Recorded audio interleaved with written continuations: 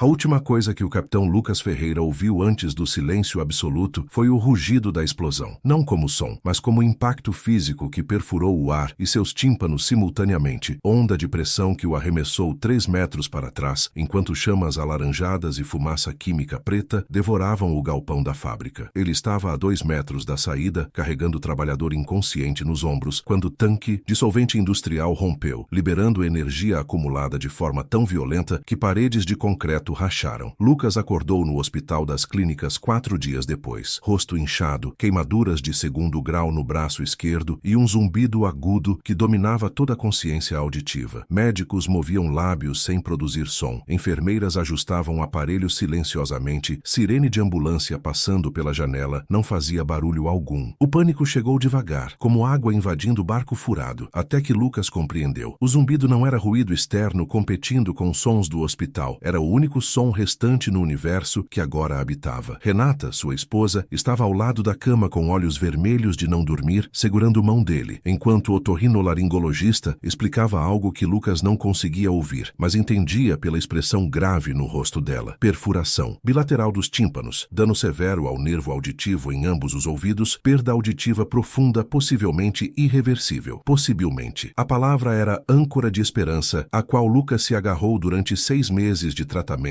cirurgias reconstrutivas, terapias experimentais, audiometrias semanais que mostravam linha plana, onde deveria haver resposta a estímulos sonoros. No 6º mês, doutora Márcia Oliveira, a otorrino que acompanhava o caso, finalmente disse o que todos já sabiam, mas ninguém queria verbalizar. A surdez era permanente, bilateral, profunda. Lucas tinha 38 anos, 16 anos de carreira no Corpo de Bombeiros, e nunca mais ouviria sirene, rádio de comunicação, grito de vítima pedindo socorro, ou voz dos próprios filhos. Os primeiros meses em casa foram um exercício de reaprender existência básica. Lucas acordava automaticamente às 5 horas por relógio biológico, treinado em 10 de plantões. Mas não ouvia despertador, não ouvia Renata se movendo no banheiro, não ouvia ônibus na rua. O silêncio era presença física, peso no peito, algo que ocupava espaço onde antes havia textura da vida. Felipe, o filho de 12 anos, tentava conversar e frustrava-se quando o pai não respondia, até Renata explicar que papai não estava ignorando, simplesmente não conseguia ouvir. Laura, 9 anos, começou a desenhar bilhetes coloridos ao invés de falar, adaptação infantil mais rápida que adultos conseguiam processar. A casa foi modificada. Campainhas conectadas a luzes piscantes, despertador vibratório debaixo do travesseiro, televisão com legendas permanentes, telefone substituído por mensagens de texto. Mas nenhuma adaptação doméstica preparou Lucas para a carta oficial que chegou em envelope do Corpo de Bombeiros 6 meses após acidente. Convocação para a Junta Médica Militar. Ele sabia o que significava antes de abrir e leitura confirmou. Avaliação de aptidão para determinar capacidade de continuar em serviço operacional. Tinha audiência marcada para 15 dias depois. Prazo de 30 dias após decisão para contestar ou aceitar transferência administrativa. Lucas passou a noite pesquisando em laptop, olhos ardendo de tanta luz de tela, descobrindo mundos que desconhecia existir. Bombeiros surdos nos Estados Unidos, usando tecnologia de alerta visual e tátil, dispositivos ápticos que convertiam som em vibração, óculos com display de realidade aumentada, mostrando informações que normalmente viriam por rádio. Europa tinha protocolos para bombeiros com deficiências auditivas. Brasil não tinha nada similar. Regulamento de 1982 listava surdez bilateral como inaptidão absoluta e automática. Mas pela primeira vez, desde Juntil's diagnóstico definitivo, Lucas sentiu algo além de desespero. Possibilidade. A reunião com advogados militares 3 dias antes da junta médica foi banho de água fria em esperança nascente. 2 capitães da assessoria jurídica explicaram, com dicção exageradamente clara para que Lucas pudesse ler lábios, habilidade que vinha desenvolvendo com dificuldade, que regulamento era explícito e precedentes inexistentes no Brasil. Podia contestar decisão, mas processo levaria anos, sem garantia de sucesso, e enquanto isso ficaria em licença médica, sem poder trabalhar ou aposentar, limbo burocrático que destruíra outros militares em situações similares. Recomendação oficial era aceitar transferência para a função administrativa, recursos humanos, logística, treinamento teórico, mantendo salário e posto, mas abandonando operações de campo permanentemente. Lucas agradeceu educadamente e saiu da reunião com decisão cristalizada. Não aceitaria ser arquivado em escritório enquanto colegas arriscavam vidas em incêndios. Naquela noite, conversou com Renata usando o aplicativo de texto que instalaram no celular dele, digitando rápido enquanto ela lia alto, hábito que mantinha mesmo ele não ouvindo, porque movimento dos lábios ajudava. Explicou que queria contestar, que precisava tentar, que versão dele que aceitasse mesa e papelada morreria, por dentro de qualquer forma. Renata digitou resposta pausadamente. E se você morrer lá fora porque não ouviu algo crítico? Como fico eu e as crianças? A pergunta era justa, brutal, e Lucas não tinha resposta que não soasse egoísta. Mas então ela adicionou: mas também te conheço há 15 anos. Você sem o trabalho operacional não é você. Então vamos lutar, mas com inteligência, não só teimosia. A junta médica foi exatamente tão formal e fria quanto esperado. 3 médicos militares, 2 coronéis observadores, bateria de exames auditivos que confirmaram o já conhecido. Capitão Lucas Ferreira, matrícula 334.567, apresenta surdez neurosensorial bilateral profunda permanente, incompatível com exercício de função operacional, conforme regulamento CBMSP 4C82/1982, artigo 34, parágrafo 2º. Transferência para setor administrativo efetiva em 30 dias, corridos ou aposentadoria por invalidez, mediante solicitação. Tinha direito a contestar decisão por escrito, com argumentação técnica e médica, dentro do prazo. Lucas já tinha documento preparado, 12 páginas, citando casos internacionais, tecnologias assistivas, estudos sobre bombeiros com deficiências auditivas, proposta de protocolo adaptado. Entregou na saída, recebeu o protocolo numerado e voltou para casa sem ilusões sobre chances de sucesso, mas satisfeito por ter tentado. Rodrigo Campos, tenente de 32 anos que servira sob comando de Lucas por 6 anos, apareceu no apartamento 2 dias depois carregando mochila pesada. Despejou conteúdo na mesa da sala. 3 livros sobre Libras, tablet com aplicativos de aprendizagem de língua de sinais, fones com vibração óssea experimentais que comprou com próprio dinheiro. Disse, articulando lábios exageradamente para Lucas ler: vou aprender junto com você. Se você voltar, volto sendo sua dupla permanente. Não vou deixar você cair. A lealdade crua e direta, sem drama ou discursos motivacionais vazios, quebrou algo na armadura emocional que Lucas construíra desde acidente. Abraçaram-se em silêncio, que pela primeira vez não pareceu prisão. Começaram treinamento informal na semana seguinte. Renata, usando licença do hospital onde trabalhava como enfermeira, inscreveu-se em curso intensivo de Libras na Associação dos Surdos, acordando às 5 euros para aulas de 6 horas às 9 horas antes de Lucas despertar, querendo surpreendê-lo. Lucas, por sua vez, dedicou-se 8 horas diárias a dominar língua de sinais, leitura labial e desenvolver sensibilidade a vibrações. Descobriu que vibração de porta batendo era diferente de telefone vibrando na mesa, que passos de pessoa correndo criavam um padrão tátil distinto de caminhada normal, que explosão próxima, simulada, com vídeos e caixa de som conectada a dispositivo áptico, produzia vibração específica, que poderia aprender a reconhecer. Eram sinais fracos, não substitutos perfeitos para a audição, mas informação onde antes havia vazio absoluto. Felipe e Laura foram recrutados para ajudar, praticando o alfabeto manual de Libras, criando jogos onde Lucas precisava identificar origem de vibrações na casa, testando velocidade de leitura labial. A família inteira girava ao redor do objetivo de trazer Lucas de volta ao trabalho, que definia tanto dele quanto o DNA. 3 meses após começar treinamento, Lucas tinha conversação básica em Libras, lia lábios com 60% de precisão em condições ideais, identificava 12 tipos diferentes de vibrações com taxa de acerto de 70%. Não era suficiente, mas era começo. Pesquisou tecnologia e descobriu que equipamento adaptativo usado por bombeiros surdos nos Imanes, Iowa, custava os R$8.500 aproximadamente R$45.000 com importação e impostos. Tinham R$38.000 guardados para reformar casa, reduzir dívidas, criar fundo de emergência. Usar esse dinheiro significava aposta sem garantia de retorno, mas também última chance real de voltar ao campo. A decisão sobre o dinheiro coincidiu com resposta oficial da contestação, negada em primeira instância por junta médica superior, confirmando inaptidão permanente. Restava recurso final ao comando estadual, mas advogados foram claros que chances eram inferiores a 5% sem demonstração prática de capacidade operacional com adaptações. Era círculo vicioso. Não podia demonstrar capacidade sem equipamento. Não conseguiria autorização para equipamento sem demonstrar capacidade. Lucas decidiu quebrar o ciclo. Importaria equipamento com dinheiro próprio, treinaria de forma não oficial, documentaria tudo e apresentaria mataria. Evidência concreta impossível de ignorar. Renata concordou após noite inteira de discussão silenciosa via digitação, com única condição: se após 6 meses com equipamento, Lucas ainda não conseguisse demonstrar capacidade equivalente a bombeiro ouvinte, aceitaria a função administrativa e encerrariam luta. Pedido foi feito. Equipamento chegou em 8 semanas. Óculos de realidade aumentada com display heads-up, mostrando alertas visuais, colete com 24 motores táteis, que vibravam em padrões específicos para diferentes alertas, estrutura instável, temperatura crítica, chamado de rádio, alarme de evacuação, smartwatch com interface simplificada, traduzindo comandos de rádio em texto e ícones. Parecia ficção científica, tecnologia que transformava mundo sonoro em experiência multissensorial acessível. Primeiras semanas foram frustrantes, sensorial overload de informações visuais e táteis, competindo por atenção, mas gradualmente Lucas desenvolveu a alfabetização nessa nova linguagem. Após 2 meses, conseguia processar 3 fontes simultâneas de informação adaptativa enquanto realizava tarefas práticas. Rodrigo, mantendo promessa, treinava junto sempre que possível, aprendendo a comunicar via libras e gestos padronizados que criaram juntos para situações de campo onde mãos estavam ocupadas. Coronel Augusto Menezes, comandante do batalhão que servira com o pai de Lucas décadas atrás, visitou informalmente para ver treinamento. Assistiu por 1 hora sem dizer nada, rosto indecifrável, e ao sair apenas comentou: regulamentos existem por razões, mas razões podem ficar desatualizadas. Continue. Não era a aprovação oficial, mas também não era ordem para parar. A simulação oficial que definiria o futuro de Lucas foi agendada para 6 meses e meio após início do treinamento adaptativo. Seria avaliado por junta médica, instrutores de operações e comandante estadual adjunto em cenário controlado. Resgate de vítima em edifício de 3 andares com incêndio simulado, fumaça artificial, calor de aquecedores industriais, comunicação via rádio, identificação de alertas estruturais, evacuação coordenada. Precisaria demonstrar capacidade equivalente a 80% de bombeiro ouvinte para considerar apto com restrições. Lucas passou mês anterior à simulação treinando cenário específico obsessivamente, Rodrigo cronometrando cada tentativa, Renata assistindo algumas e voltando para casa chorando de estresse antecipatório. No dia da avaliação, 2 dezenas de oficiais observavam do térreo enquanto Lucas e Rodrigo subiam com equipamento completo. Primeiros 15 minutos foram perfeitos. Identificação de vítima manequim no 2º andar, comunicação visual via gestos pré-acordados com Rodrigo, alerta tátil de temperatura crítica processado corretamente. Mas então cenário apresentou complicação não treinada. Simulação de colapso estrutural em área adjacente, alarme sonoro indicando evacuação imediata, instrução de rádio mudando o protocolo de rota de saída. Lucas recebeu alerta tátil de perigo estrutural via sensores do colete, mas display visual do óculos bugou por interferência com fumaça artificial e comando de rádio, transcrito no smartwatch, chegou com atraso de 12 segundos por falha de processamento. Esses 12 segundos foram suficiente. Lucas continuou o movimento na direção original enquanto Rodrigo gritava. Inutilmente, Lucas não ouvia e gesticulava tentando redirecionar. Precisou fisicamente puxar Lucas, interrompendo o resgate do manequim para forçar mudança de rota. Cronômetro final mostrou 47 segundos de atraso, tempo que em incêndio real poderia significar morte. Junta médica registrou tudo em silêncio profissional. Resultado da simulação chegou 2 dias depois. Desempenho insuficiente para atestar aptidão operacional com segurança. Equipamento adaptativo mostrou potencial, mas falibilidade crítica. Decisão mantida, transferência administrativa efetiva em 48 horas ou aposentadoria por invalidez. Lucas leu notificação sozinho na cozinha, às 2 da madrugada, e pela primeira vez, desde acidente considerou seriamente que talvez todos estivessem certos e ele errado, que teimosia não era coragem, mas negação perigosa de realidade imutável. Mas, às 6h37 daquela mesma manhã, realidade impôs teste não planejado. Incêndio em edifício residencial de 12 andares na Vila Mariana, 2,3 km do quartel. Alerta geral acionado, todas unidades disponíveis despachadas. Rodrigo estava em plantão, saiu com 3 viaturas e 18 bombeiros. Lucas, tecnicamente em licença pré-transferência, ouviu, sentiu na verdade vibração dos caminhões com sirene ligada passando pela rua e checou o aplicativo de ocorrências que mantinha instalado. Incêndio estrutural, vítimas presas, situação evoluindo rapidamente. Vestiu jeans e camiseta, pegou colete tátil e óculos adaptativos que deixava carregando sempre, hábito que manteve mesmo após falha na simulação, e dirigiu até local sem pensar muito nas consequências. Chegou e encontrou cena de caos controlado. 40 bombeiros trabalhando, 3 linhas de mangueira ativas, escadas estendidas, fumaça negra saindo de janelas do 8º andar, populares assistindo de calçadas. Identificou o comandante de operação, Coronel Menezes, pessoalmente, indicando que situação era grave o suficiente para comando direto. Lucas se aproximou, tentou explicar que apenas viera observar, mentira transparente, quando Rodrigo desceu de viatura ofegante e foi direto a ele. Gesticulou freneticamente, alternando entre libras apressada e gestos que criaram durante treinamento. Família de 3 pessoas presas no 8º andar, todos surdos, comunicação impossível, pai em pânico absoluto, recusando sair do apartamento porque não entendia instruções gritadas pelos bombeiros, situação deteriorando, estrutura começando a ceder, precisavam de alguém que falasse libras. Imediatamente, Rodrigo puxou o celular, iniciou videochamada mostrando situação. Bombeiro no corredor do 8º andar, tentando comunicar com um homem de aproximadamente 45 anos, gesticulando desesperadamente. Mulher ao fundo, segurando criança pequena, todos surdos, ninguém conseguindo fazer família entender gravidade e necessidade de evacuação urgente. Lucas olhou para a cena, depois para Coronel Menezes, que observava de 3 metros, expressão ilegível. O coronel se aproximou e articulou lábios clara e lentamente. Você está em licença, não está autorizado. Se algo acontecer é minha cabeça. Lucas acenou entendimento e começou a se afastar quando Menezes colocou mão em seu ombro e adicionou, mas também sou bombeiro antes de ser coronel. 30 segundos depois, Lucas estava subindo escada externa com Rodrigo, colete tátil pulsando alerta de temperatura crítica, óculos mostrando mapa térmico do edifício, coração batendo tão forte que se tornava vibração própria competindo com sensores. Chegaram ao 8º andar, corredor cheio de fumaça cinza, visibilidade reduzida, mas não nula, calor crescente. Família surda estava em apartamento 804, porta aberta, pai bloqueando entrada, recusando deixar bombeiros entrarem ou família sair. Lucas removeu máscara de respiração por 10 segundos, violação de protocolo mas necessário para comunicação facial clara, e iniciou conversa em libras. Identificou-se como bombeiro, explicou que prédio estava em perigo estrutural, que precisavam evacuar imediatamente, que ele e equipe garantiriam segurança deles. O efeito foi instantâneo. Pai surdo, pela primeira vez, vendo alguém comunicando em linguagem que entendia completamente, relaxou postura defensiva, gesticulou algo que Rodrigo não enxergou, mas Lucas compreendeu. Mãe da esposa, avó da criança, estava acamada em quarto dos fundos, não conseguiam carregá-la sozinhos, por isso recusavam sair. Lucas sinalizou para Rodrigo via gestos padronizados. Mais uma pessoa, idosa, incapacitada. Rodrigo falou pelo rádio. Lucas viu texto transcrito no smartwatch, com atraso de apenas 2 segundos melhor que na simulação. Equipe externa preparar maca adicional, reforço estrutural prioritário para corredor ala sul. Entraram juntos, Lucas guiando família surda, com instruções visuais claras, enquanto Rodrigo localizava a senhora de aproximadamente 80 anos em cama, inconsciente, mas respirando. O colete tátil de Lucas começou a pulsar padrão que reconhecia de treinamento. Alerta estrutural máximo, tempo crítico esgotando. Sentiu através das botas vibração anômala no piso, frequência irregular indicando tensão em vigas de sustentação. Sinalizou urgência máxima para Rodrigo via libras, confirmado quando Rodrigo checou termografia e viu pontos de falência estrutural começando. Rodrigo pegou rádio gritando evacuação prioritária, mas Lucas não ouviu alarme sonoro que certamente tocou, dependendo apenas de display visual nos óculos que piscou vermelho. Evacuação imediata, risco de colapso. Rodrigo carregou senhora nos ombros. Lucas guiou família surda para a porta, mas ao alcançar corredor, viu que teto começara a ceder em seção entre eles e escada de emergência. Decisão em milésimo de segundo. Rota alternativa ou esperar reforço que talvez não chegasse a tempo. Lucas escolheu a alternativa, lembrando plantas do edifício que estudara compulsivamente. Hábito de capitão que nunca perdeu, indicando o apartamento oposto que tinha sacada de incêndio, acessando escada externa. Atravessaram o corredor lateralmente. Rodrigo na frente com senhora, Lucas atrás com família surda, criança chorando. Ele via, mas não ouvia. Leitura labial mostrando mãe tentando acalmar em libras. Teto atrás deles cedeu completamente segundos após passarem, bloqueando rota original. Alcançaram o apartamento oposto. Porta trancada. Rodrigo derrubou com ombrada. Sacada de incêndio acessível. Desceram um por um com a ajuda de equipe externa que posicionou escada. Lucas foi o último, ajudando o pai surdo a descer carregando filha quando sentiu através das mãos na escada metálica vibração violenta, estrutura principal cedendo. Desceram rápido demais, perigosamente, mas desceram tocando solo quando ouviram. Rodrigo e outros ouviram. Lucas sentiu estrondo de seção inteira do 8º andar colapsando internamente. Ficaram no chão por 30 segundos, respirando, processando sobrevivência. Então pai surdo, ainda segurando filha, se aproximou de Lucas e fez algo que nenhuma comenda ou reconhecimento oficial jamais superaria. Abraçou-o apertado, encostando testa na dele em gesto de gratidão profunda que transcendia a linguagem, e sinalizou em libras, algo simples mas devastador. Você nos viu quando eles não podiam. Lucas entendeu naquele instante fragmentado que toda luta, toda teimosia, toda recusa em aceitar limitações como fim não fora sobre ego ou orgulho ferido, mas sobre reconhecer que sua surdez, apresentada inicialmente como inaptidão absoluta, tornara-se exatamente a capacidade que salvou 4 vidas naquele momento específico. A limitação era força no contexto certo. A adaptação não era inferioridade, mas evolução. Renata chegou 10 minutos depois. Tinha visto notícia na TV no hospital. Sabia que Lucas estaria lá mesmo em licença. Encontrou o marido sentado na calçada, coberto de fuligem, com família surda ao redor, conversando em libras e 3 câmeras de TV filmando. Não brigou, não questionou, apenas sentou-se ao lado e segurou sua mão enquanto repórteres aproximavam-se pedindo entrevistas. Coronel Menezes lidou com mídia, explicando a operação com precisão técnica e, ao final, adicionou algo não planejado, que corporação estava reavaliando protocolos de inclusão à luz de novas tecnologias e que caso do capitão Ferreira representava oportunidade de modernização sem comprometer segurança. Vídeo da operação viralizou naquela noite. 2 milhões de visualizações em 12 horas, 15 milhões em 48 horas. Compartilhado por ativistas de direitos de pessoas com deficiência, páginas de bombeiros, políticos buscando associação com causa popular. Pressão pública explodiu instantaneamente. Petições online exigindo que Corpo de Bombeiros mantivesse Lucas em serviço operacional. Artigos em jornais sobre discriminação institucional versus competência demonstrada. Comparações com casos internacionais. E, então, 3 dias após a operação, convocação extraordinária. Reunião no Comando Estadual com presença do secretário de Segurança Pública. A reunião foi tão formal quanto esperado, mas resultado foi inesperado. Secretário, político experiente, entendendo o valor de opinião pública, apresentou proposta. Programa piloto de 12 meses permitindo bombeiros com deficiências auditivas em funções operacionais específicas, contingente a uso obrigatório de equipamentos adaptativos aprovados, trabalho exclusivo em duplas permanentes com parceiros ouvintes, foco em operações envolvendo comunidade surda ou situações onde libras fosse necessário, reavaliações trimestrais de desempenho e segurança. Não era retorno completo sem restrições, mas era reconhecimento de que a adaptação era possível e que surdez não equivalia automaticamente à inaptidão. Lucas seria caso teste. Primeiro bombeiro surdo em serviço operacional no Brasil, experimento com implicações que iam além dele. Coronel Menezes apresentou documento adicional. Proposta de treinamento básico em libras para todos os bombeiros do batalhão. 40 horas obrigatórias. Implementação de tecnologias de alerta visual em quartéis. Revisão de regulamentos médicos desatualizados. A pressão pública forçara a abertura, mas agora cabia a Lucas demonstrar que a abertura era justificada. Retornou ao trabalho operacional 2 meses depois, após processo burocrático de aprovação de equipamentos, treinamento de Rodrigo como parceiro permanente, desenvolvimento de protocolos adaptados. Primeira chamada foi para incêndio em casa térrea. Nada espetacular, mas significado ia além da ocorrência. Lucas Ferreira estava de volta, usando colete tátil sob uniforme, óculos com display integrado ao capacete, smartwatch configurado e Rodrigo ao lado, traduzindo. Comandos de rádio quando tecnologia falhava. Não era como antes, nunca seria, mas era uma forma de servir que funcionava. 6 meses dentro do programa piloto, 3 outros bombeiros que escondiam deficiências auditivas parciais por medo de demissão se apresentaram voluntariamente, sabendo que agora existia protocolo para acomodá-los. Receberam equipamentos, treinamento, permaneceram em serviço. O caso de Lucas abrir a porta não só para ele, mas para reconhecimento de que corporação podia expandir capacidade, abraçando diversidade, ao invés de exigir uniformidade absoluta. Treinamento em libras tornou-se obrigatório para novos recrutas, 20 horas no curso de formação básica, transformando o Corpo de Bombeiros de São Paulo em um dos primeiros do país com capacidade institucional de servir adequadamente população surda. Lucas foi promovido a instrutor principal do programa, ensinando não apenas técnica de sinais, mas filosofia de adaptação e inclusão. 1 ano e meio após retorno, Lucas recebeu e-mail de bombeiro no Rio de Janeiro, Cabo Marcelo Silva, que perdera 70% da audição em acidente de trânsito e enfrentava a aposentadoria compulsória. Pediu conselho, documentação sobre equipamentos, esperança de que poderia replicar caso de São Paulo em outra corporação. Lucas respondeu com tudo o que aprendeu. Conectou Marcelo com fabricantes de